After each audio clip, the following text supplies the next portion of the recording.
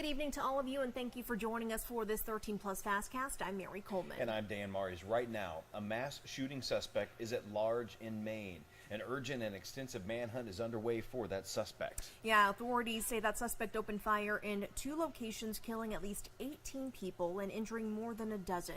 Mike Valerio is in Lewiston with the very latest tonight. I suggest that you go. We have an active shooter, and we're not sure where he's at. A tight-knit community on edge, a shelter-in-place ordered in multiple towns in Maine as heavily armed officers search for what they say is an armed and dangerous killer. There is now arrest warrants for murder for this particular individual, Mr. Card.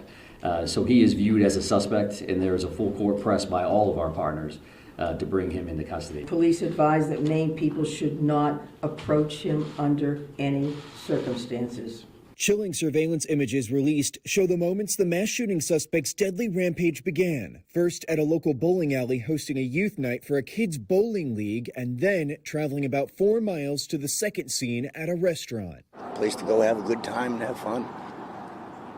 And then we get somebody who's crazy like that walk in and do what they did, you know. I never thought I'd grow up and get a bullet in my leg. Like, why do people do this? According to law enforcement, the suspect, 40-year-old Rob Card, is a military-trained arms instructor who suffers from several mental health issues, including hearing voices, and made threats to shoot up a National Guard base. He'd been committed to a mental health facility over the summer. Nerves are rattled right now.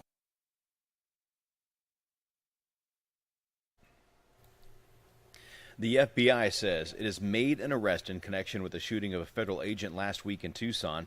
It happened last Tuesday outside the 7-Eleven at 29th and Columbus near Davis-Monthan Air Force Base. An ICE officer was shot in the arm but is recovering at home. It still isn't clear what led up to the shooting, and the FBI has not yet identified the suspect, but we are working to learn more. And ADOT says it has now completed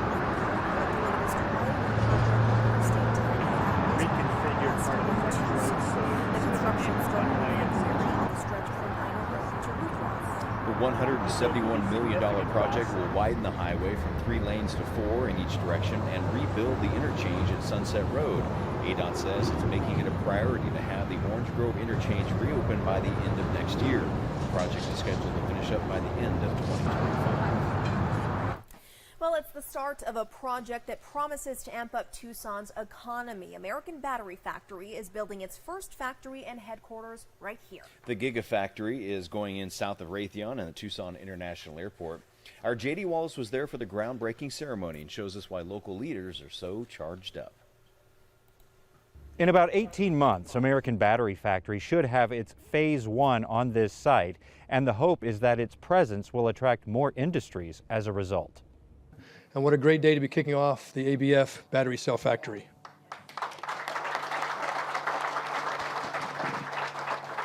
This groundbreaking facility will start with about 300 jobs, but is expected to ramp up to 1,000 and bring billions of dollars of economic impact.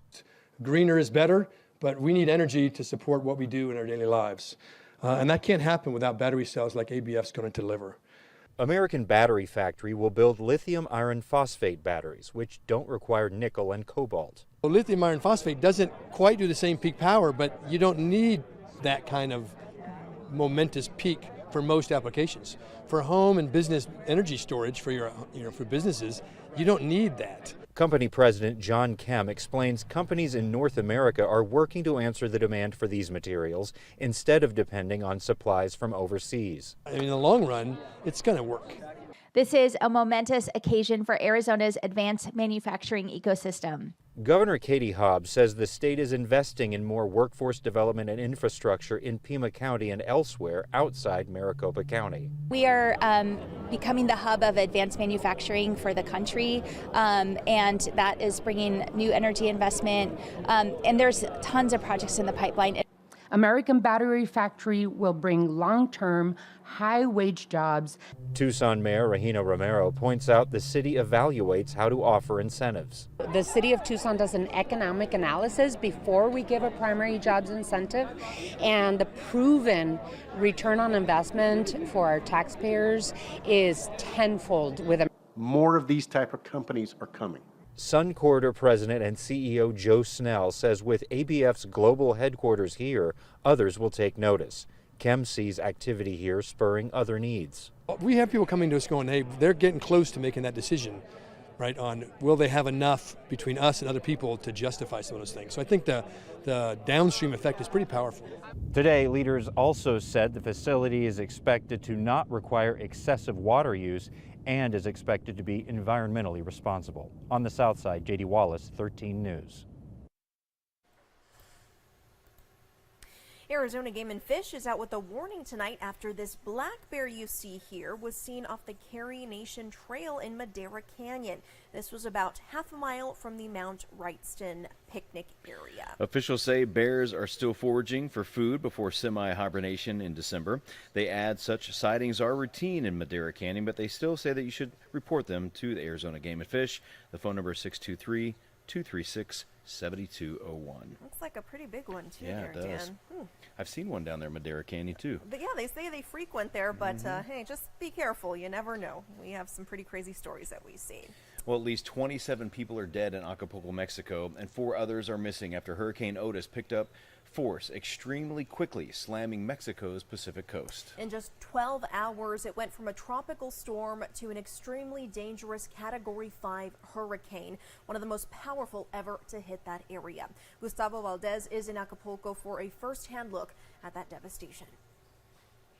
Getting to Acapulco is not easy because the highways are blocked by trees, debris, landslides, but once you get into the tourist area of Acapulco, you see images like that one behind me. Those 2 buildings that tell the story of what a Category 5 hurricane can do.